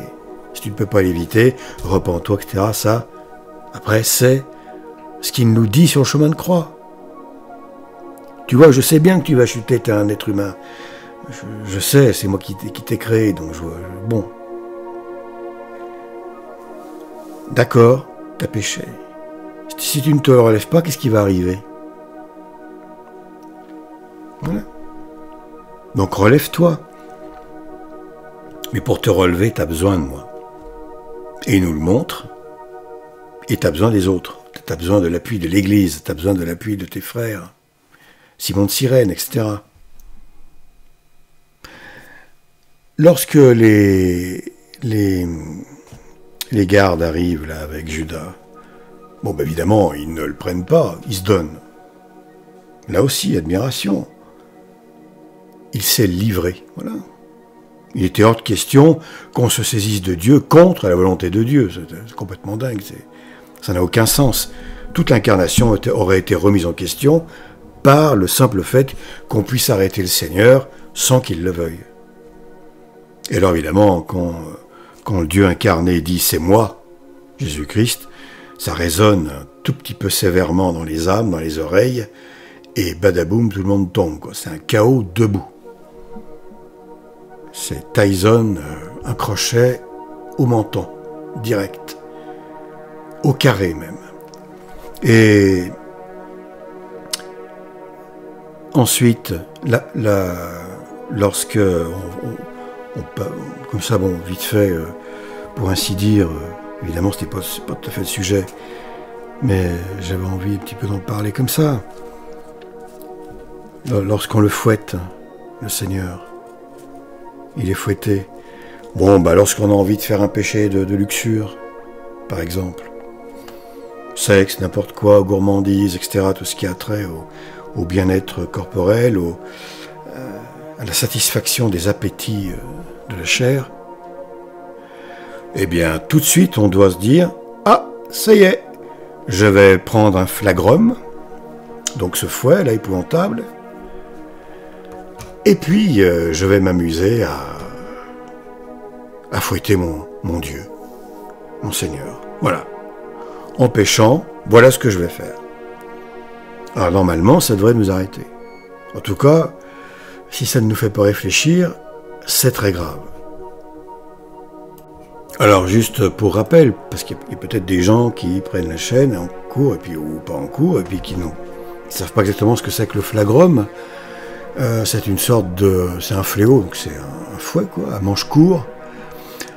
Alors, qui portait généralement des chaînes métalliques, hein, des cordes, ou des lanières en cuir épaisse et larges, 2 ou 3, munis à quelques distances de leur extrémité de plomb ou d'osselets de mouton. On appelait les talis. Ça, c'est sur Wikipédia, hein, qu'on peut le lire. Les lanières sont de longueurs différentes, afin que les plombs sur chacune de lanières ne s'entrechoquent pas, ce qui réduirait l'efficacité du fouet, évidemment. Il faut que ce soit raffiné. Les plombs peuvent prendre des formes variées, balles, haltères, barbes de métal. Les osselets peuvent être taillés en pointe, ce qui est plus efficace, évidemment. Ce fouet armé donne ainsi des coups pesants plutôt qu'il ne cingle. Et puis alors, évidemment, il y a beaucoup de fouettés qui mourraient carrément sur place. On fait mourir quelqu'un très facilement avec ce genre d'outillage. Et donc, à chaque fois que je pêche, par luxure, alors je rappelle que c'est Asmodée qui est derrière, Asmodée et ses troupes et ses légions, eh bien, je fouette le Seigneur. Alors, plus je pêche gravement, plus je fouette fort et souvent. Quelqu'un qui, par exemple, est comme c'est courant, qui a un vice de la chair, qui ne peut pas s'empêcher de copuler ou je sais pas quoi, eh bien, ou de se faire plaisir tout seul, et ainsi de suite, eh bien, il a l'habitude, ou tous les jours, ou 2 fois par jour, ou 3 fois par jour, pour certains, ou plus, peu importe, eh bien, de prendre le flagrum et de fouetter Jésus-Christ. Ce n'est pas un problème. Alors, bien sûr, lorsqu'on n'a pas conscience de tout ça, bon, la justice de Dieu s'applique, mais la miséricorde est là pour... Elle est parfaite, donc tout est adapté. Mais lorsqu'on a conscience de ça, lorsqu'on est, soi-disant, un catholique, et qu'on continue à agir de cette façon, avec de l'alcool, n'importe quoi, à s'empiffrer, ou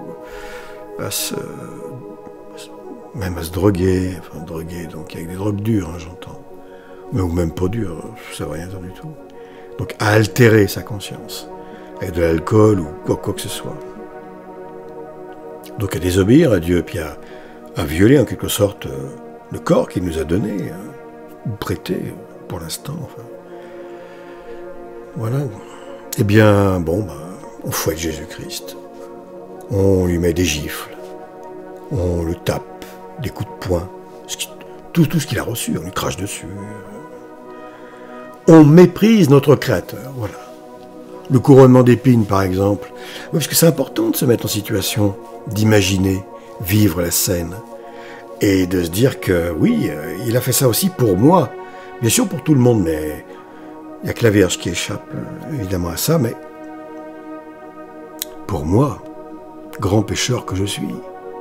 Donc à chaque fois que je pêche par pensée, aussi, en parole, pareil aussi, eh bien, c'est comme si je volais la véritable couronne du Seigneur. Je lui vole sa couronne de Dieu. Et je lui mets sur la tête à la place la couronne d'épines, c'est-à-dire ma couronne. Puisque la couronne d'épines, c'est la couronne de mes péchés. Les épines, c'est mes péchés. Donc, hop, tenez, je vous donne ma couronne.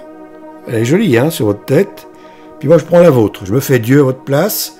Et puis à vous de souffrir des conséquences de mes péchés. Super comme attitude. C'est très catholique, très très catholique.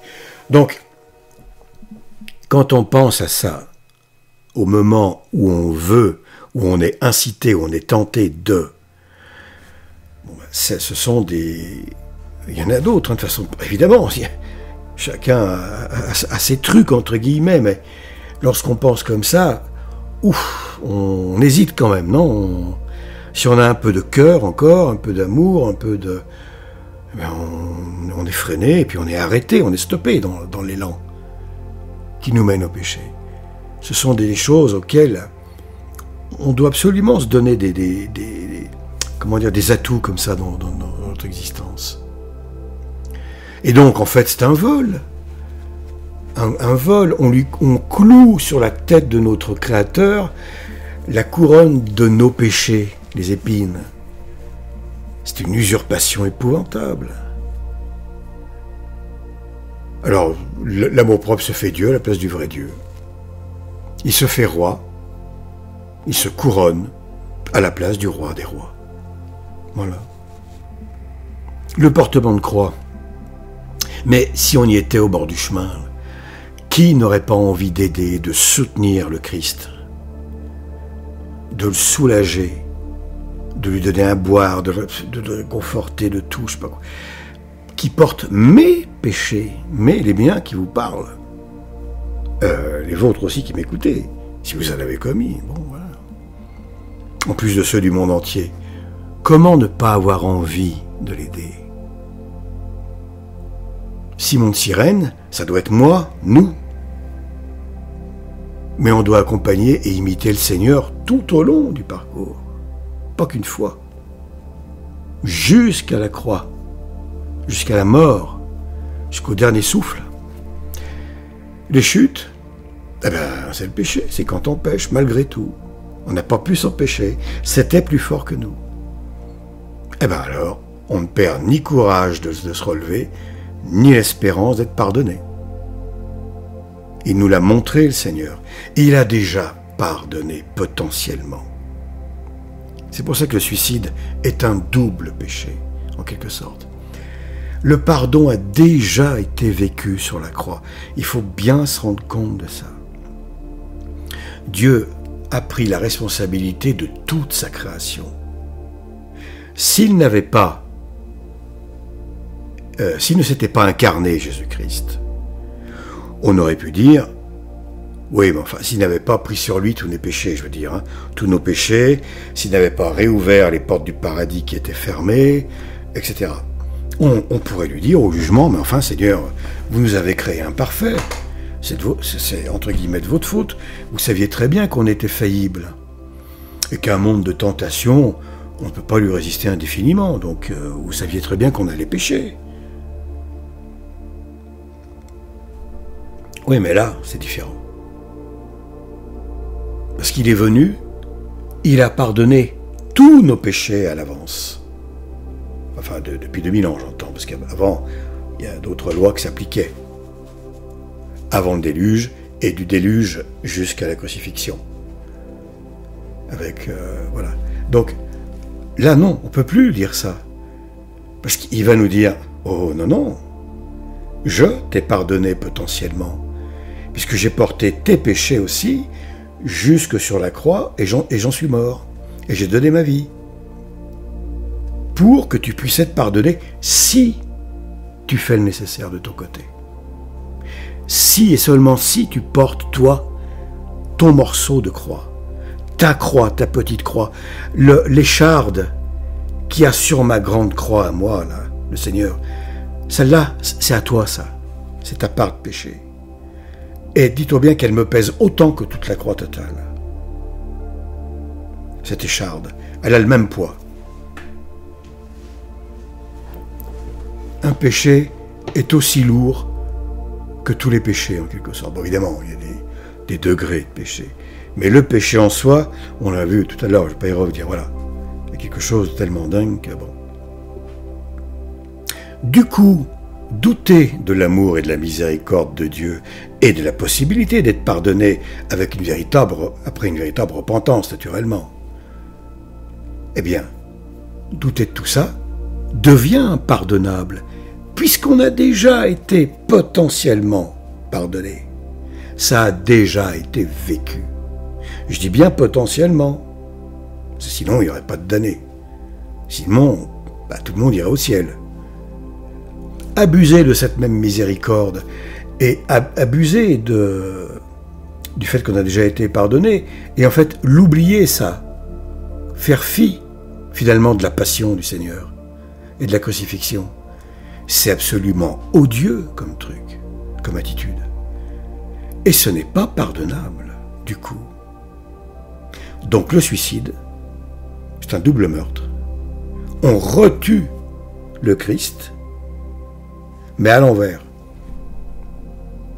On lui interdit de vivre la passion, on lui interdit en quelque sorte, par le fait qu'on n'en tient pas compte, on l'occulte, voilà, on l'occulte, on ne veut pas entendre parler, qu'il est déjà venu nous pardonner potentiellement en prenant tous nos péchés sur lui, et du coup on tombe dans le désespoir, on justifie son propre désespoir et on se met à mort, donc on se suicide.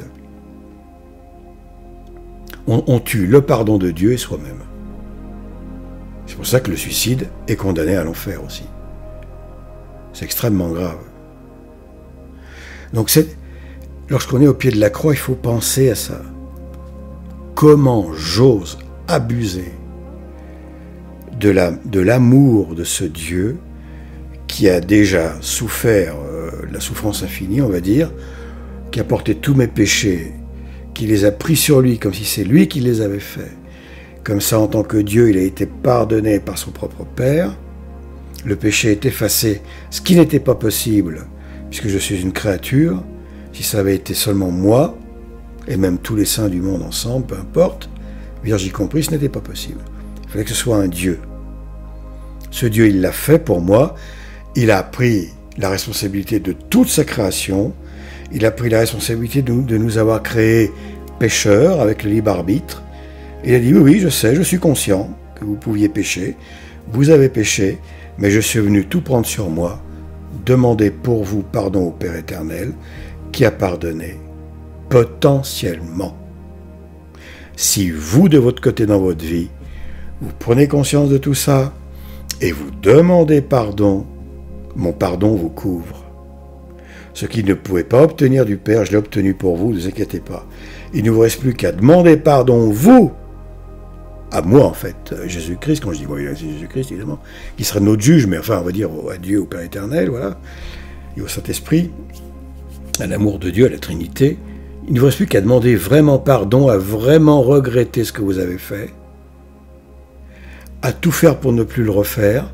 Si vous jetez, on recommence. Mais il ne faut pas que ce soit en se disant « Bon, je recommence parce que je peux être pardonné. » Donc là, c'est l'abus de la miséricorde, c'est ignoble. C'est une lâcheté épouvantable. Et c'est ce que prône Vatican II et toute cette bande de... Bref. Donc, on en est là.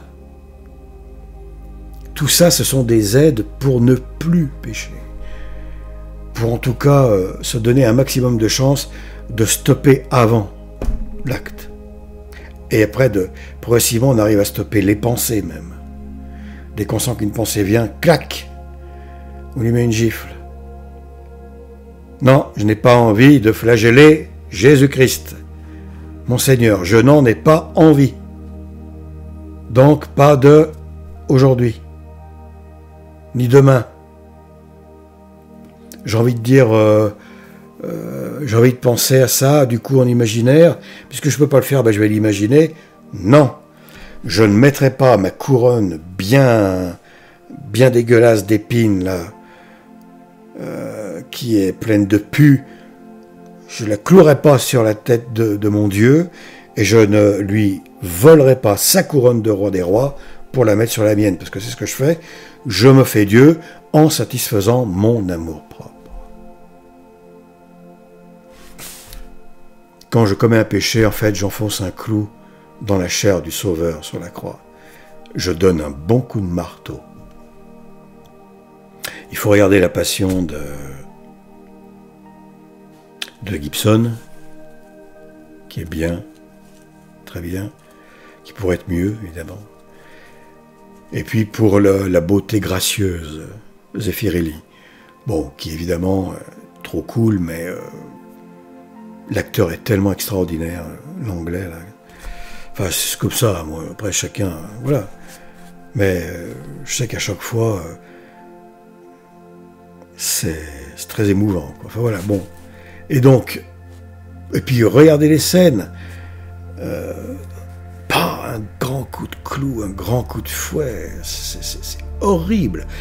Je rappelle qu'on voyait des côtes, il y avait un os qui était à nu, ça a été une douleur épouvantable en portant la partie horizontale de la croix, là.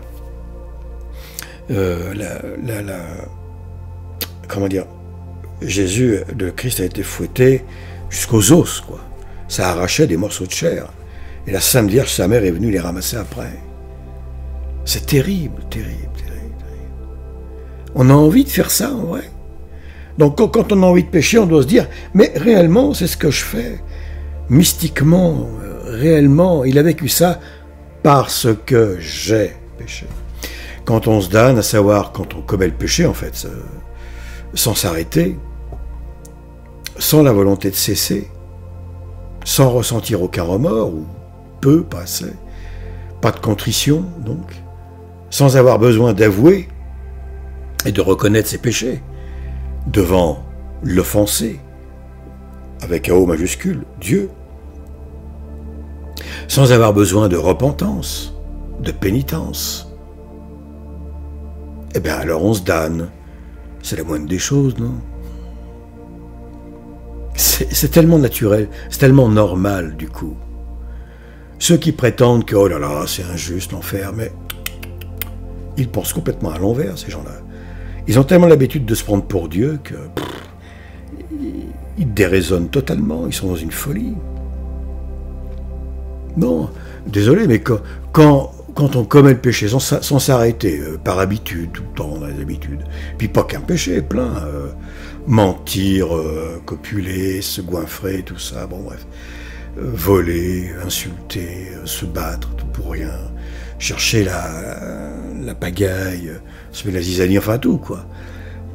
Sans la volonté de cesser, sans ressentir de remords, sans ressentir aucun besoin sans ressentir de contrition, de rien, sans avoir besoin d'avouer, donc de se confesser ou quoi que ce soit, et encore moins de repentance, oh là là, se repentir, pourquoi faire? La vie c'est un jeu, il faut en profiter, c'est court, il faut jouir de la vie, etc. La pénitence, n'en parlons pas, c'est même pas dans le dictionnaire personnel. Ben, on est damné, entre guillemets, quoi de plus normal? On commet en même temps l'abominable crime de mettre à mort le Seigneur. Mais avec plaisir, comme les enfants du diable, les déicides, qui étaient tout contents de le mettre à mort. On fait comme eux. On s'identifie à Caïphe, à Anne, à tous ces cinglés qui hurlaient à mort, crucifie-le. Ces gens qui complètement out, quoi. On lui crache dessus, on l'insulte, on le perce, on le transperce de la lance. On répète les scènes de la Passion. Se damner, en fait, c'est assassiner l'amour de Dieu. L'amour d'un Dieu. De Dieu, c'est quand même effrayant. C'est jeter à la poubelle, piétiner, cracher sur, se moquer du sacrifice de Dieu, de son propre Créateur. Quand on pense à tous ces gens qui sont là à admirer un gros lard assis en tailleur, Bouddha, là, je veux insulter personne, la question n'est pas là, mais remettons les choses à leur place. Qu'est-ce qu'il a fait, ce gars-là, pour l'humanité? Ce qu'il a vécu, là, soi-disant, son nirvana à la gomme, j'en ai parlé de ce truc, ça rime à rien, quoi. Pareil pour tous les autres sujets d'idolâtrie, que ce soit dans l'islam ou n'importe où. Il est où le truc? Il est où le sacrifice pour tout le monde? Ils sont où les miracles après? D'une église qui a réussi à percer dans un monde archi-hostile avant même la naissance du Sauveur. Adorer un juif crucifié, etc., etc. Bon, là, il faut lire Monseigneur Gaume. Se damner, finalement, c'est vivre pour signifier que l'incarnation et la passion du Messie n'ont servi absolument à rien. N'aurait pas dû être. C'est gênant. C'est ce qui gêne les satanistes aujourd'hui. Ils ont cette haine parce que ça les gêne horriblement. Ça les accuse tout le temps, tout le temps. Ils sont tout le temps mis en lumière dans leurs ténèbres à cause, par la passion du Seigneur. C'est pour ça qu'ils le haïssent tant, parce qu'ils sont toujours jugés de leur vivant et ils savent très bien à leur mort, ou s'ils l'ignorent, ils vont l'apprendre tôt ou tard et bientôt, plutôt que tard, n'importe comment. Et même s'ils n'ont pas conscience de ça, ils le sentent en eux, parce que il y a des démons en eux, ils en ont plein les poches, plein les narines, les oreilles, partout. L'estomac, tout, les intestins, partout. Se damner, finalement, c'est le crime des crimes. Déicide plus suicide. Se damner, c'est tuer, entre guillemets, occulter, éclipser, ne pas tenir compte, être indifférent, il n'y a rien de pire, vis-à-vis de ce qu'a vécu le Seigneur pour nous, et c'est se tuer soi-même. C'est pourquoi le crime suprême est puni aussi durement par une éternité de souffrance. Et du coup, on comprend beaucoup mieux pourquoi la souffrance est éternelle. Parce que l'individu est déjà fixé dans sa vie temporelle, dans cet état. Il est figé, il ne peut plus revenir en arrière. Et la sanction, c'est l'éternité après. Perte de Dieu éternelle. Alors, concernant la perte de Dieu, qui est finalement la pire de toutes les conséquences, ça fera l'objet de la prochaine vidéo. Mais on va terminer avec la lecture. Voilà, je vais essayer d'être plus concis maintenant. Il ne reste pas grand-chose, rassurez-vous, à lire. Attendez, je vérifie. Non, ça va aller assez vite. Voilà. Alors, quatrièmement, oubliant s'il se peut tout ce que nous avons médité. Oui, alors, le calvaire. On l'a vu, ce qu'il y a d'étonnant, c'est que Jésus-Christ n'avait en lui que, ouais, ça on l'a vu aussi, non, toutes les vertus des saints, tous les mérites des justes, tous les tourments des martyrs, tous les mérites même de la reine des anges et des saints, n'auraient pas suffi pour expier un seul péché. Mais ce qu'il y a de plus déplorable, c'est que la mort d'un Dieu n'ait pas encore touché nos cœurs pour les arracher au péché. Voilà, ça résume. Oui, mon adorable Sauveur, par votre mort, vous aurez fait éclipser le soleil, vous aurez ébranlé les fondements de la terre, vous aurez fait ouvrir les tombeaux.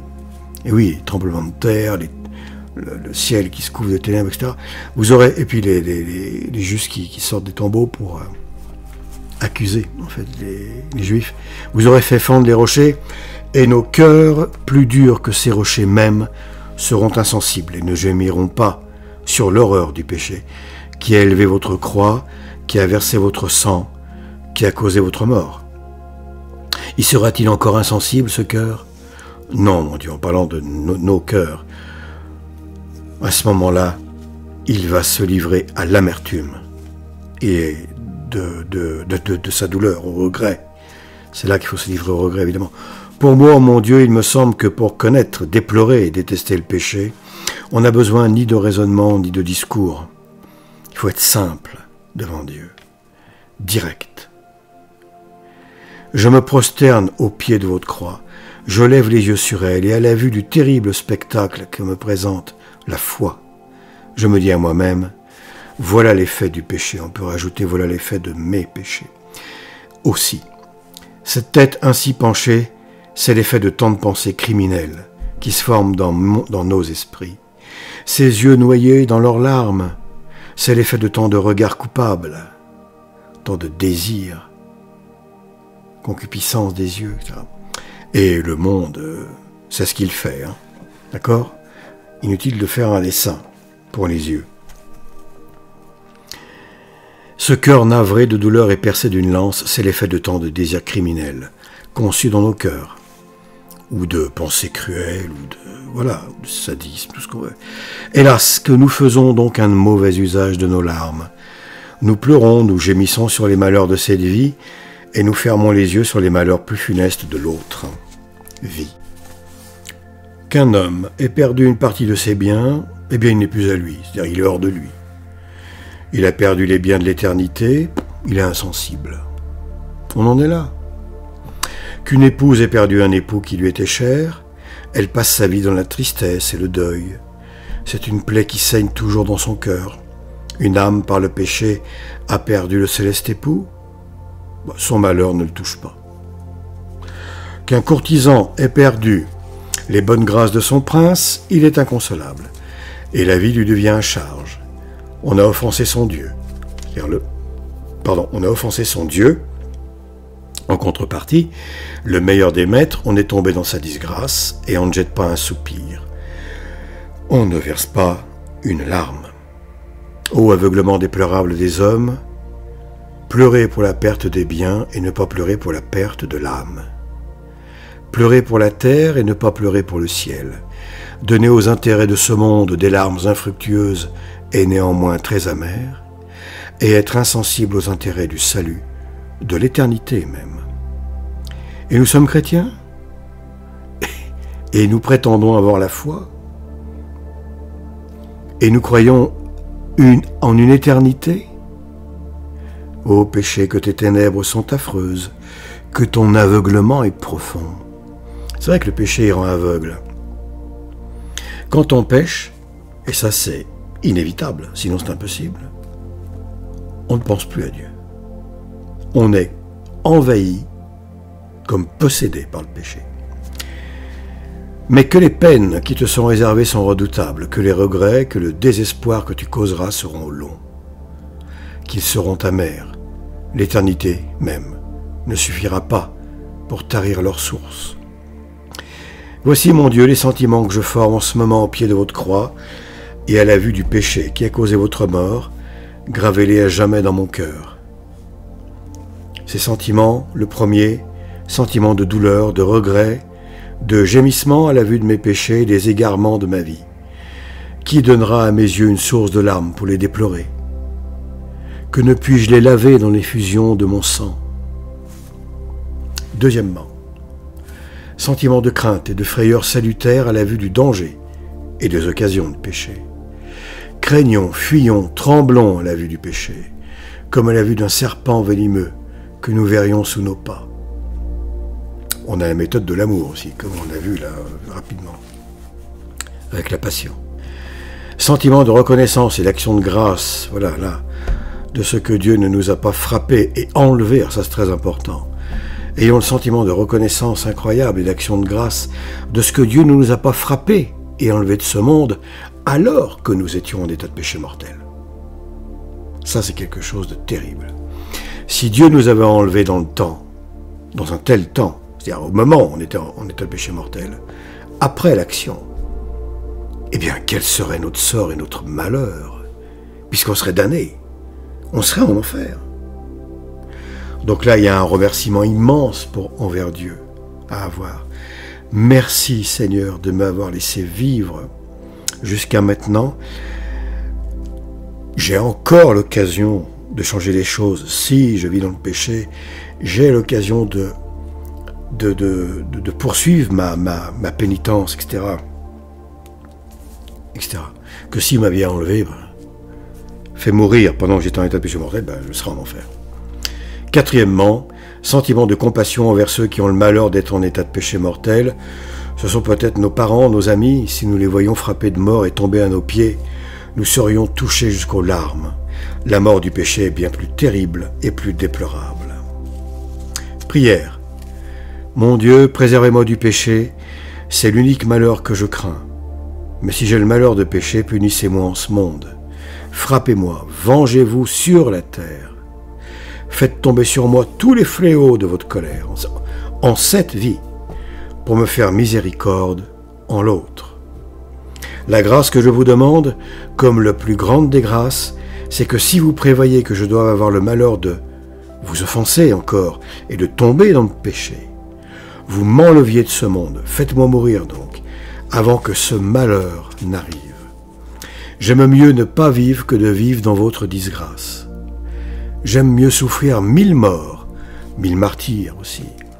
On peut rajouter que de vous déplaire un instant par la mort que le péché donnerait à mon âme. Que je ne vive plus que pour pleurer mes péchés. Apaisez votre colère et implorez vos grandes miséricordes.